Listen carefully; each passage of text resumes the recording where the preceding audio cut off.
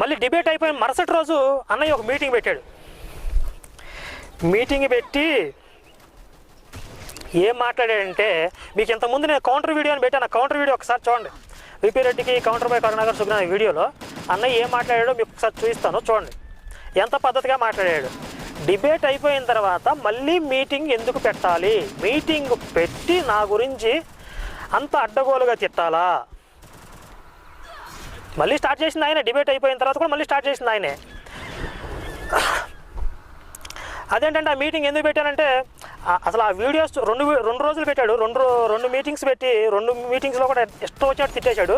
నన్ను తిట్టడమే కాక మళ్ళీ హిందూ దేవుడి గురించి కూడా మాట్లాడాడు. శ్రీకృష్ణుడి గురించి, హిందూ గ్రంథాల గురించి మాట్లాడుతూ రక్తం మరిగిపోయిద్ది అనమాట, రక్తం బాయిల్ అయిపోయిద్ది అంటారు చూసారా, ఆ రకంగా మాట్లాడాడు అనమాట. హిందూ దేవుడి గురించి కానీ శ్రీకృష్ణుడి గురించి కానీ మళ్ళీ